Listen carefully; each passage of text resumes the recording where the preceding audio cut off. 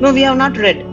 Oh, we have not read. So, okay, very good. Then, Yasmin, you only read. Okay. Therefore, the teacher says, and Pallavi has not read for a long time, so she can also read the next. Whatever thou sayest, O Lord. Yeah, go ahead. Therefore, says the teacher, put away this vain sorrow and shrinking. Fight, O son of Bharata. But wherefore such a conclusion? This high and great knowledge, this strenuous self-discipline of the mind and soul by which it is to rise beyond the clamor of the emotions and the cheat of the senses to true self-knowledge, may well free us from grief and delusion. It may well cure us from the fear of death and the sorrow for the dead.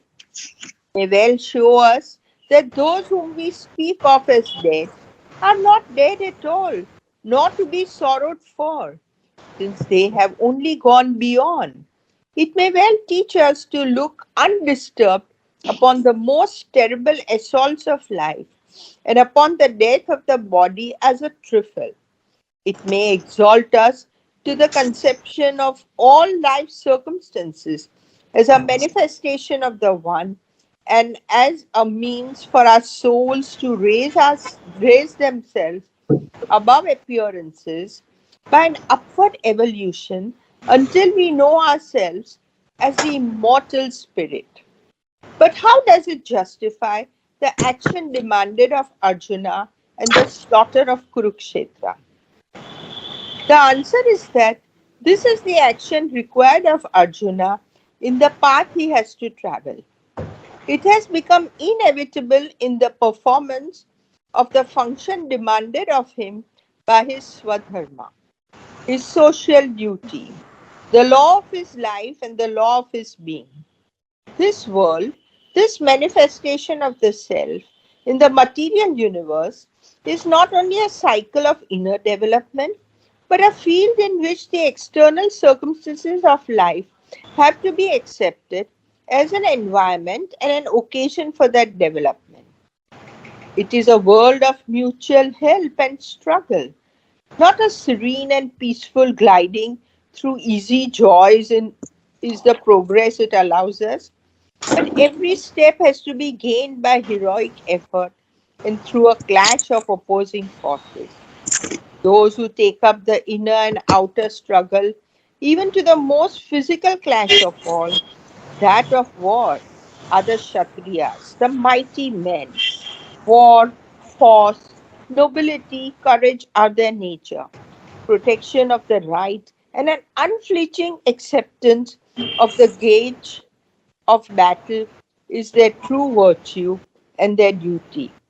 For there is continually a struggle between right and wrong, justice and injustice, the force that protects and the force that violates and oppresses. And when this has once been brought to the issue of physical strife, the champion standard bearer of the right must not shake and tremble at the violent and terrible nature of the work he has to do. He must not abandon his followers or fellow fighters, betray his cause, and leave the standard of right and justice to trail in the dust and be trampled into mire by the blood-stained feet of the oppressor, because of a weak pity for the violent and cruel and a physical horror of the vastness of the destruction decreed. His virtue and his duty lie in battle and not in abstention from battle. It is not slaughter, but non-slaying which would here be the sin. Very interesting paragraph, and we'll have a look at it. All our normal ideas that violence is bad and all that, that is being now discussed here. Okay, so earlier he has told you, he has given the all. Arjuna, strangely enough, Arjuna is asking for a guidance. He's saying, what should I do? I'm in a puzzle. So instead of telling him what to do, he starts giving him the higher spiritual knowledge. The soul never dies, the body dies, and the soul is always there. And you don't need to sorrow for those who have gone, because they have not really gone forever. They have only gone from one room to another room. That's all. So you should not sorrow for all these people. That's what he tells him. Okay. So we'll read each sentence and see what he is saying. So instead of giving him practical guidance, he is giving him first spiritual guidance, and then Sri Aurobindo in the middle of the para says, spiritual guidance is okay, but how is it relevant to his action in the physical world? You are giving him spiritual knowledge, but he wants practical knowledge. So then Sri Aurobindo connects the two, and he brings in the idea of swadharma.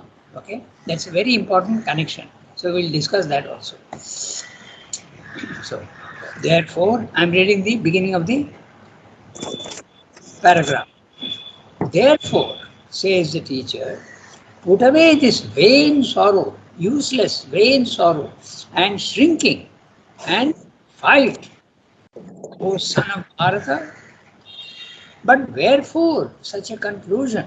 Srimati is asking, why should you come to this conclusion at all? He is asking for a guidance, but why should you fight? How does this conclusion come? Okay.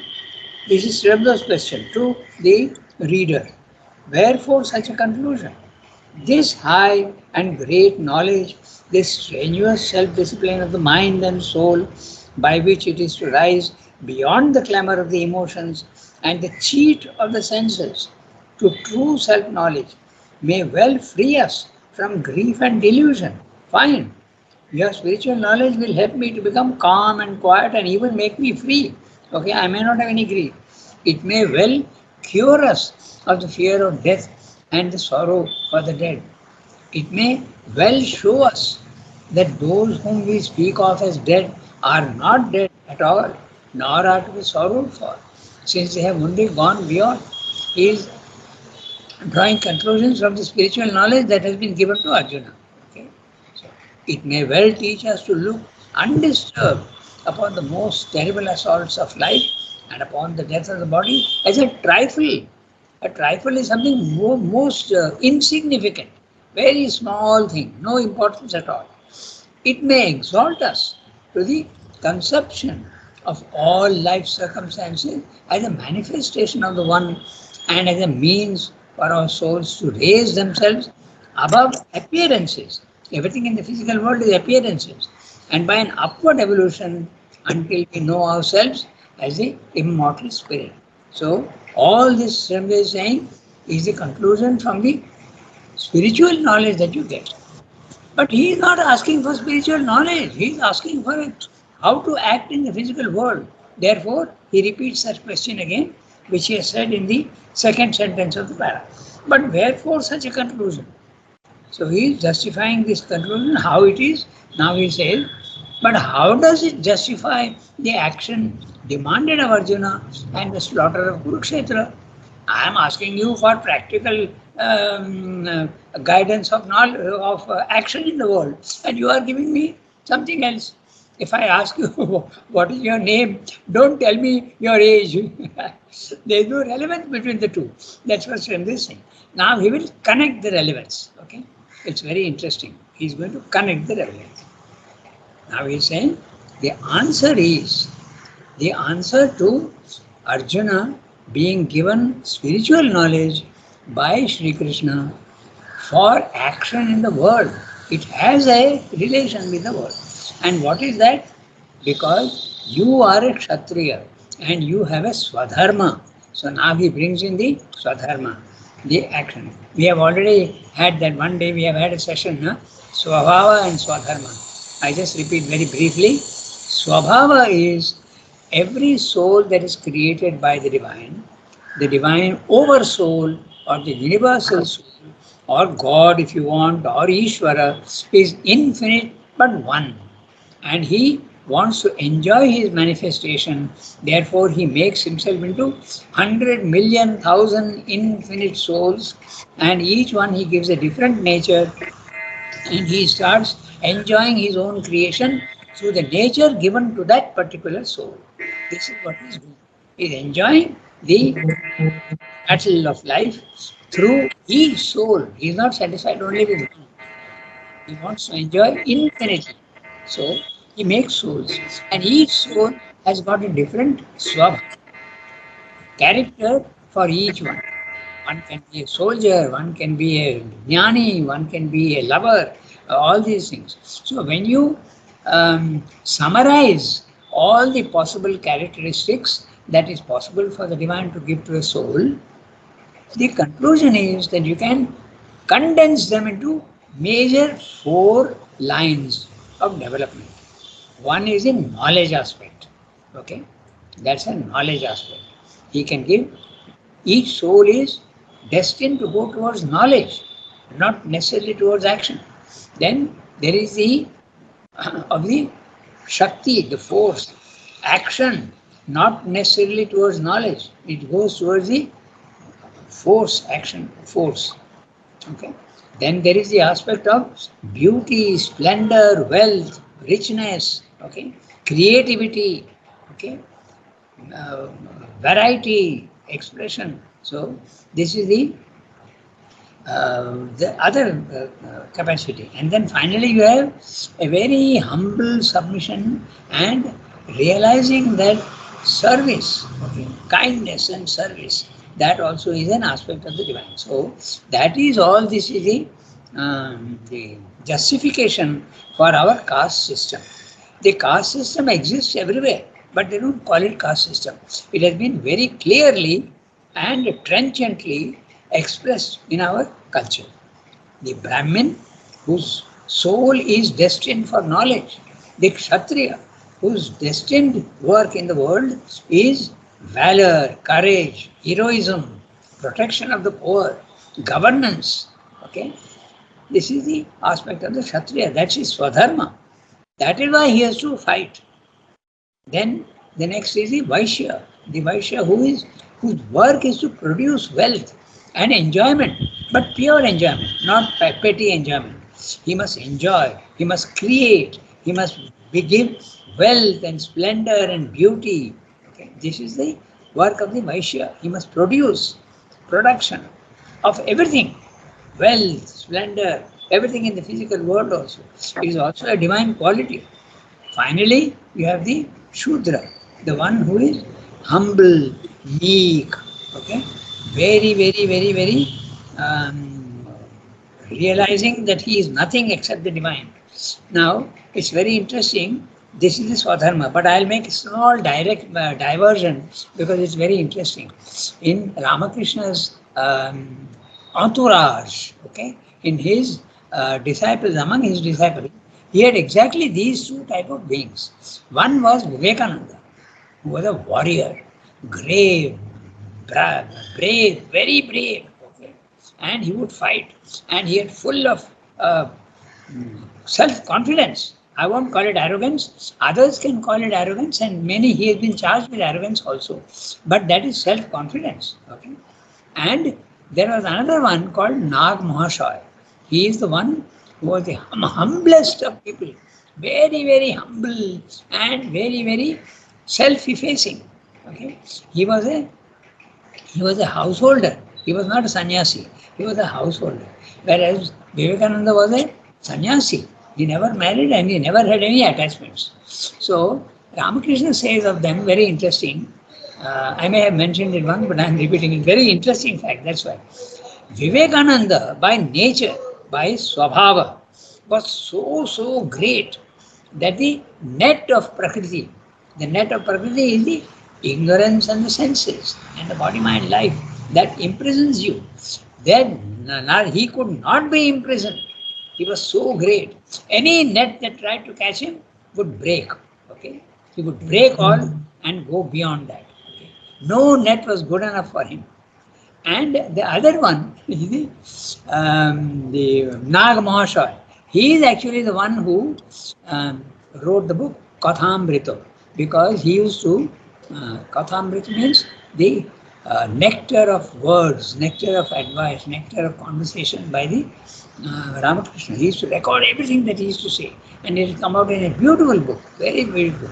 Everything was recorded by him. And he used to keep absolutely silent.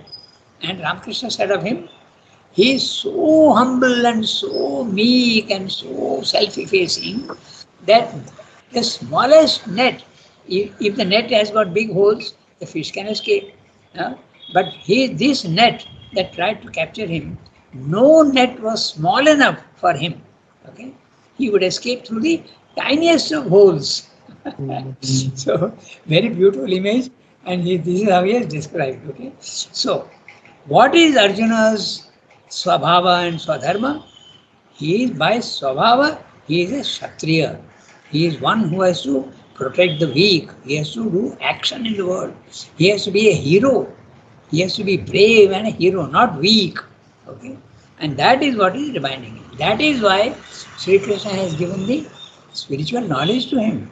That if you start from the spiritual knowledge and your own Swabhava and Swadharma, you will realize that you cannot stop saying, I will not fight. You can't do that. That's your Swadharma. You have to complete your Swadharma in the physical world. So this is the connection between the spiritual knowledge and the action. Nah? So it's so beautiful the way Chandra put it. And he has given 7, 8 arguments, and finally he says, how to justify the action? He is asking for practical guidance, and you are giving him spiritual knowledge. Are they connected at all? The ascetic says there is no connection, and that's why he gives up the physical action in the world. But the Gita says, no, with that spiritual knowledge, act in the physical world. So isn't that beautiful? So I come back to the text. How does it justify the action demanded by Arjuna and the slaughter at Kurukshetra? By any standard at the human level, slaughter is bad.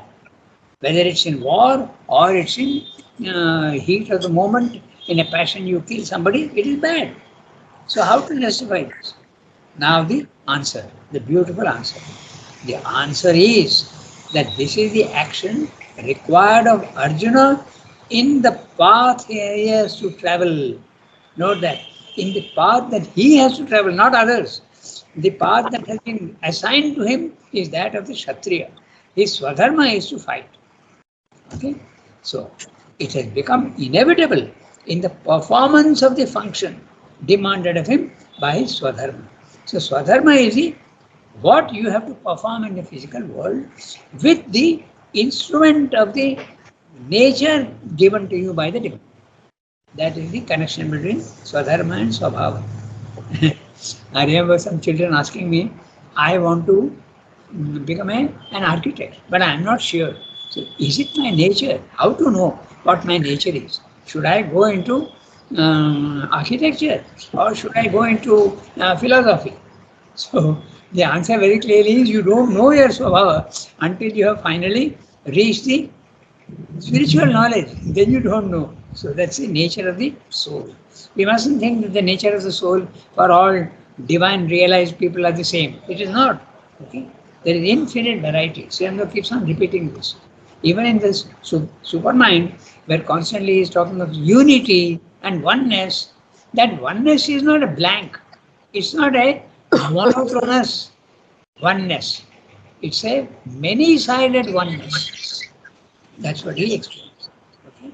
So now it's clear what he's saying. So your work in the world. Can I ask you a question? Yes, please, go ahead. You know, we had this caste system, but if one was born a Shudra, but in his heart of hearts, he was a Kshatriya, but he could not become a Kshatriya because he was born a Shudra. Yeah. So, okay? yeah. But he had the capacity to Yes. become a Kshatriya. Absolutely. But he could not become. But in the next life, he'll get a chance. That's the whole point. But then, don't you think that it was sort of wrong because, or you may be born as Kshatriya, but in your heart of hearts, you were an artist, but you had to become a Kshatriya, although you would have become a bad Kshatriya, but you had to become a Kshatriya. And you could not become an artist. Okay, this question has been dealt with in the Gita itself.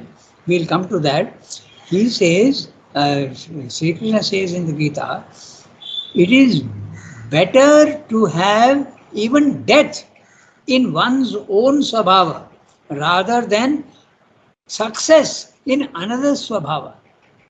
So, very clear statement in the Gita. It is better to have death in your own Swabhava rather than success in another Swabhava, not your own.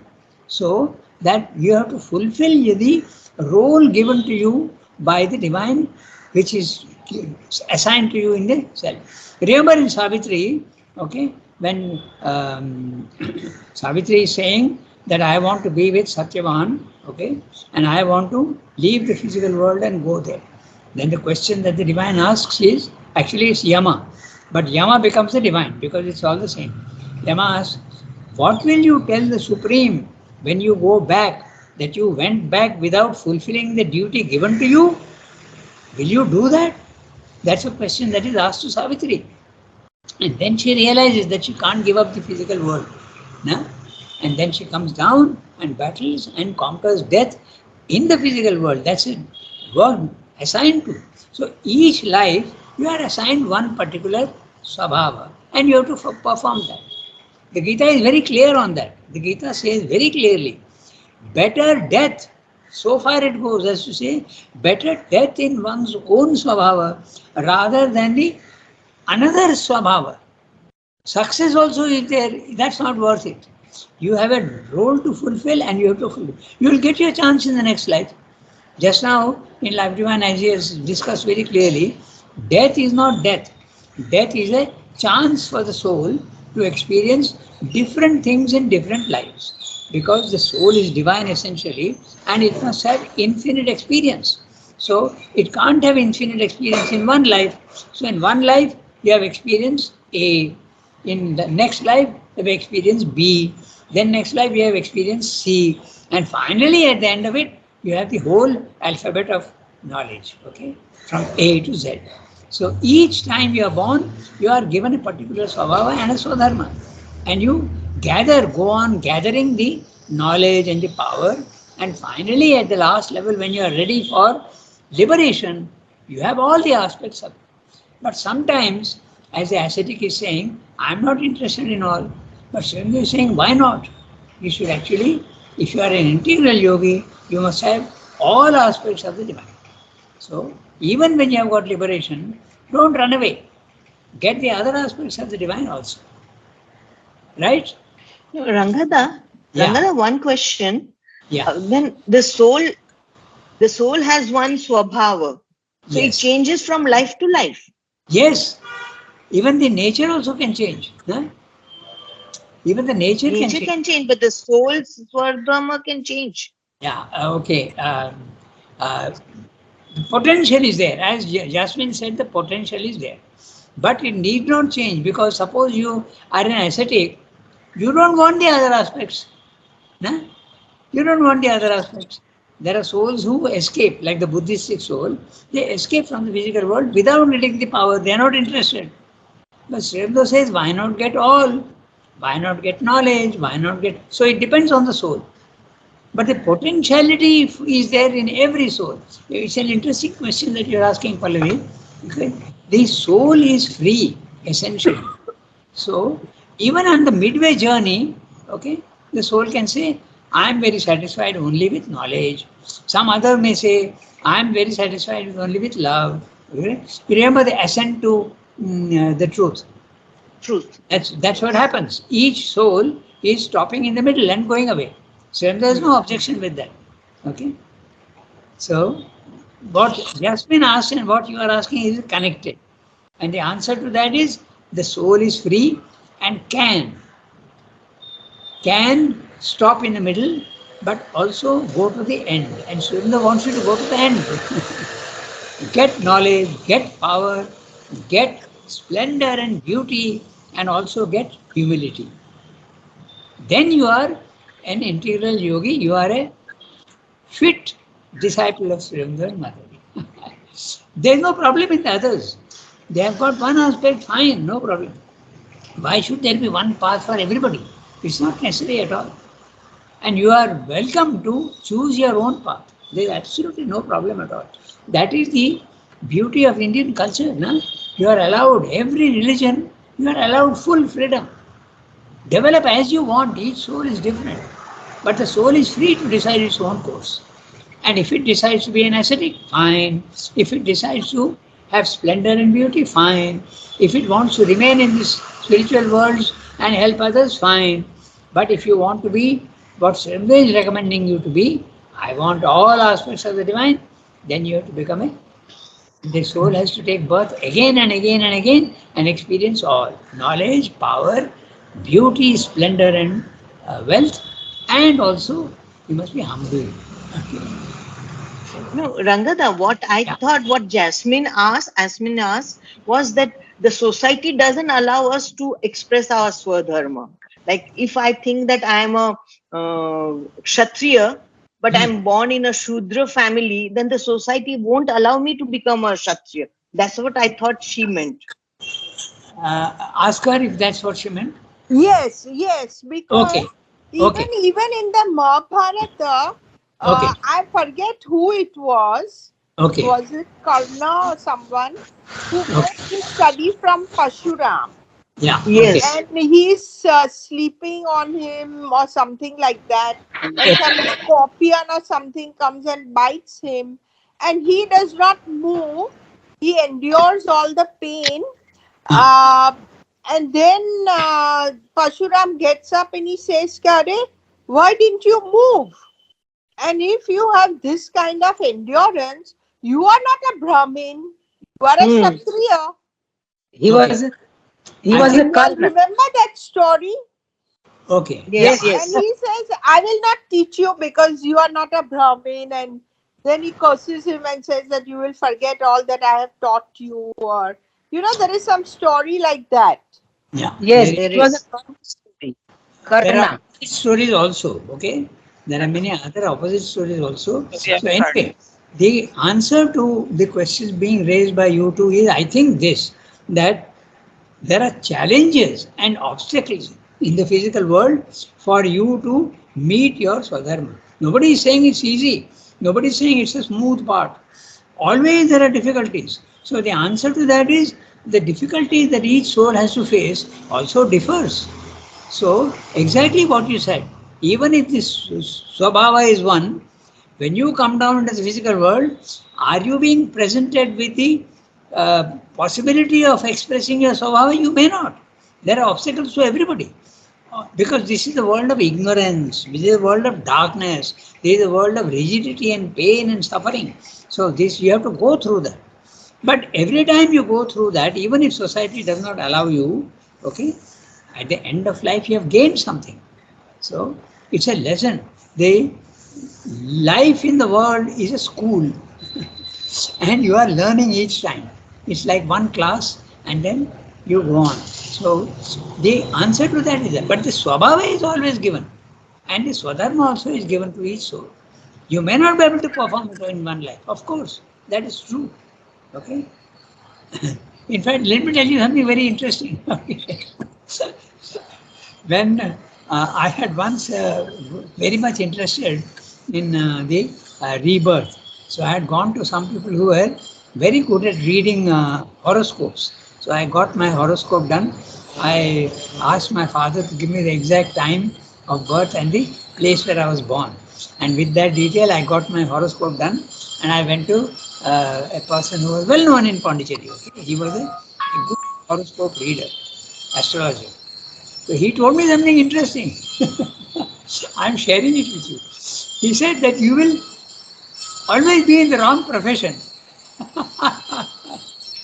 And for 40 years, I was in the press. And what does that mean? Okay, production. So I leave the rest to you. So there are always these difficulties. Okay? So that doesn't mean to say that the Swabhava and the Swadharma is not true. That doesn't mean to say. Difficulties can be there for every soul.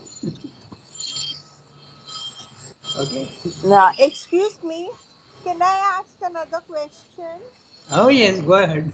You know, you said that usually the school children ask you, okay, I want to become an architect and then this. Yeah, Now, yeah. a child at the age of 14, mother says that that is the age when you start reasoning. And how will a child at the age of 15 or 16 know what I should do in life? It's very Exactly. difficult and Exactly. it's very confusing. So, Okay. how do you know what is your Swadharma at that stage?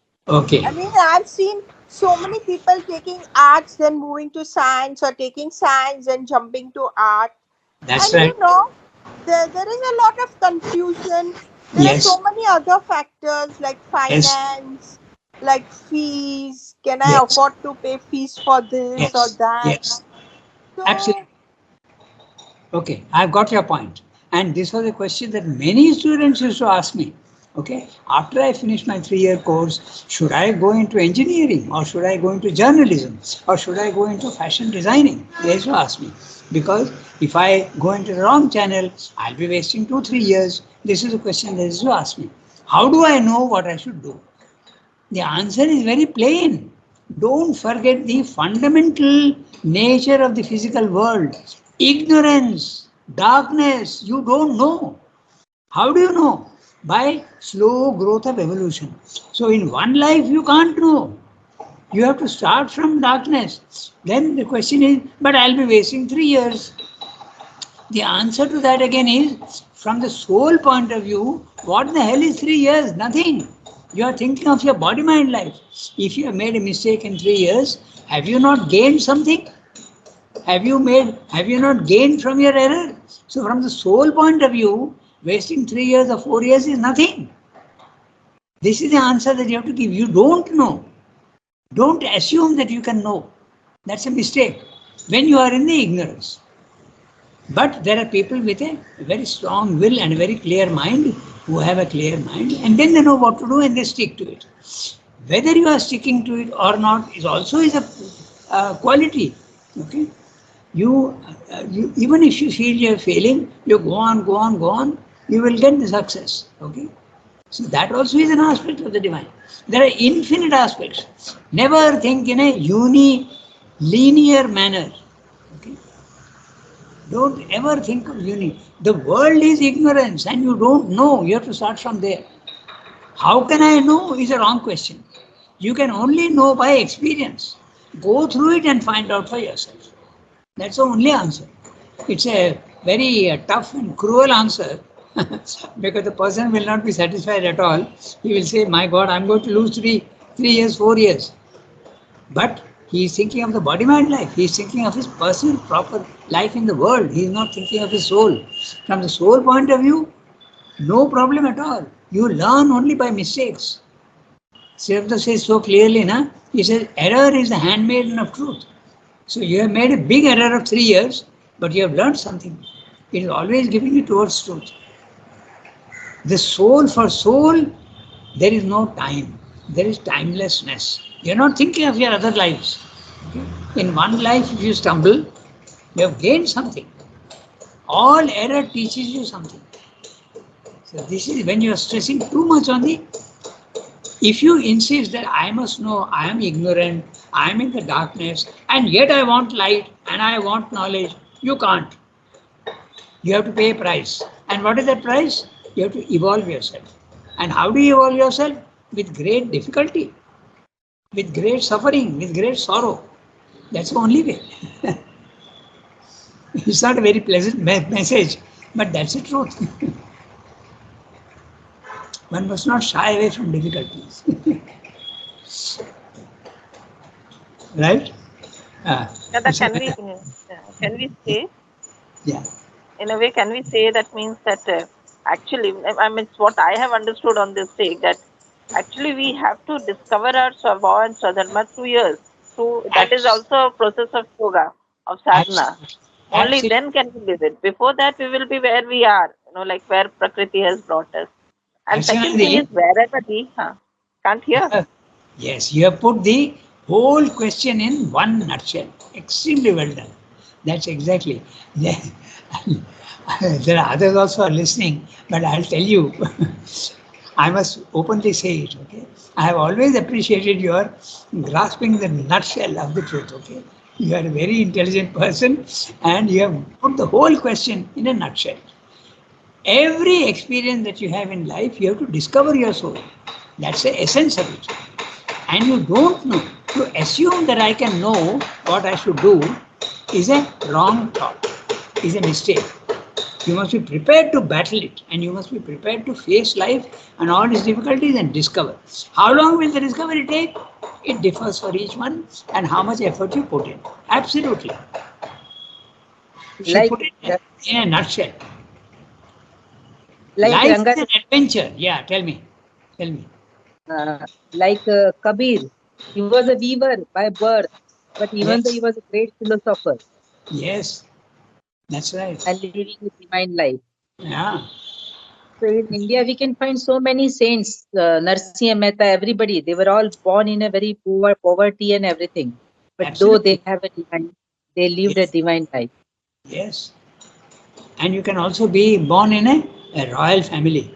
Ram, Ah, Krishna, Buddha, they were all from royal families. Okay. Now look at that. Okay. They were born in Kshatriya families, but their Swadharma was spiritual knowledge.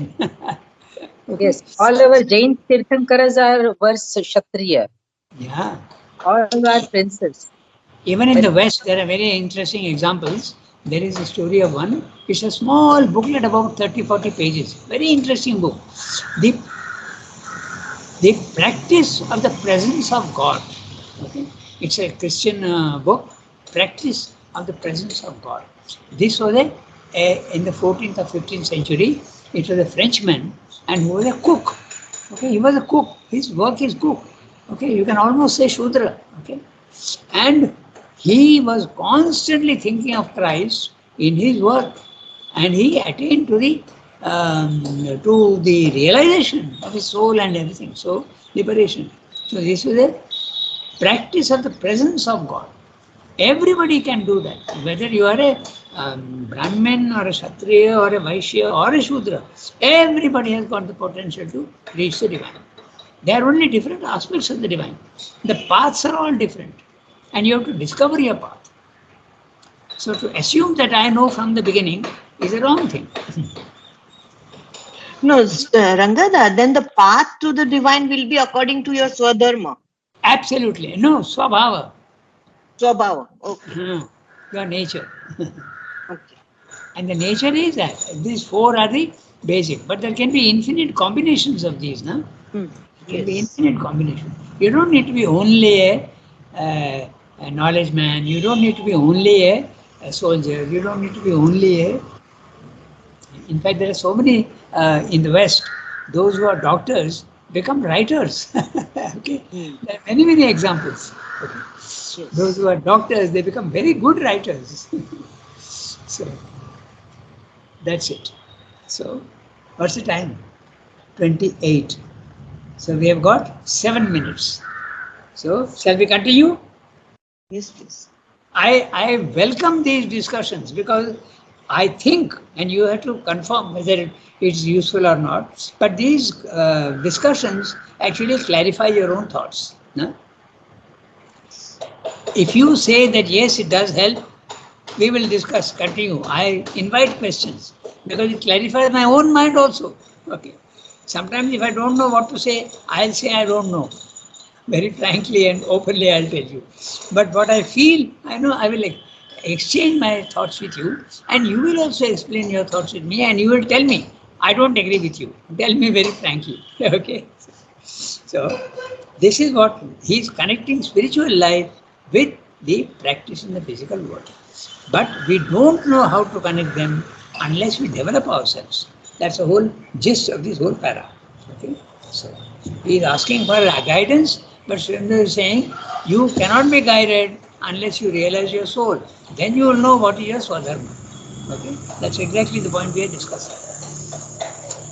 Okay, so I go to the next sentence. This world, this manifestation of the self in the material universe is not only a cycle of inner development, but a field in which external circumstances of life have to be accepted as an environment and an occasion for the development. So the question which Yasmin asked, when someone doesn't know whether I should be a journalist or a doctor, okay, you don't know, you have to accept the circumstances of life. If you are born in a poor family, you are born in a middle class family, you are born in a rich family, you have to accept as the environment, and it's an occasion for your development. See, so clear Sri Aurobindo is, but we normally don't um, understand the implications of what he's saying. Huh? So clear. But a field in which external circumstances of life have to be accepted. You have to accept the limitations that you are born into as an environment. And it's an occasion for the development. We normally see the opposite side, but we must understand that it's an occasion for a development. There are so many children who don't agree with their parents, okay, and that's a difficulty they face. But that's the circumstance in which you have been put, and you have to develop from there forwards. Okay? So it is a world of mutual help and struggle, not a serene and peaceful gliding through easy joys is the progress it allows us. Very clear. So when someone is saying, I want to know from beginning whether I should go into journalism or I should go into medicine, he is asking for a peaceful gliding. He says, I don't want to make a mistake. So that is not the right thing at all. You have to, not a serene and peaceful gliding through easy joys is the progress it allows us. But every step has to be gained by heroic effort and through a clash of opposing forces. See, this is exactly what Yasmin was asking and Shelby is answering. You don't know, and you have to meet the accept the circumstances and fight your way through. You will benefit. Everything in the physical world you will benefit. Don't think of loss of time and loss of making mistakes. Everything is a benefit to you. If you don't face the difficulties of life, how will you develop yourself? No? So clear. Those who take up the inner and the outer struggle, even to the most physical clash of all, which is that of war, are the Kshatriyas, the mighty men. War, force, mobility, courage are their nature, protection of the right, and an unflinching acceptance of the gauge of battle. The word gauge is interesting, it's spelled without a U. The gauge with a U has got many meanings, okay? Gauge is measuring rod, but here gauge, G-A-G-E, is something thrown down as a challenge. Like you challenge someone. You take your glove or whatever it is and throw it down on the ground and say, I challenge you. So this is it's a challenge. Okay? The acceptance of the gauge of battle, the challenge of battle. Don't shrink from battle and say, no, I want to know what I want to do. I want an easy path. Simply saying very clearly, there is no easy path. Okay? That's the answer to exactly the discussion that we are having. Okay? Is there virtue and the duty? You have to accept that. For there is continually a struggle between right and wrong, justice and injustice, the force that protects and the force that violates and oppresses. And when this has once been brought to the issue of physical strife, the champion and the standard bearer of the right must not shake and tremble at the violent and terrible nature of the work he has to do. This is exactly the mistake that Arjuna is making. He is not realizing what he has to do. So he has to develop himself through this violent action. That's exactly what Shakespeare is telling him. Don't run away from, don't have an easy path. All life is difficult. And your difficulty is exactly this. But you have to perform and he was lucky to get Sri Krishna to guide him. Everybody doesn't have, they have to discover for themselves. Okay? So, he must not abandon his followers or fellow fighters, betray his cause and leave the standard of right and justice. The standard of right and justice to every soul whose swabhava is determined to trail in the dust and be trampled into mire by the bloodstone feet of the oppressor because of a weak pity for the violent and cruel and a physical horror of the vastness of the destruction decreed. His virtue and his duty lie in battle and not in abstention from battle. This is exactly the answer to the discussion that we will have. It is not slaughter, but non-slaying, which would be the sin here. So, when someone is asking, what profession should I follow? Find out for yourself. And don't be afraid of making mistakes. That's exactly what it is. Okay? Non-slaying would be here the sin. Okay, we have come to the end of our time, and I have enjoyed the discussion very much. I hope you have also. Okay, so we stop here today, and next time we will go to the teacher then turns aside for a moment. Okay. Merci beaucoup, Rangadev. Merci beaucoup for Okay. what you Thank you, said. Rangada. Yeah,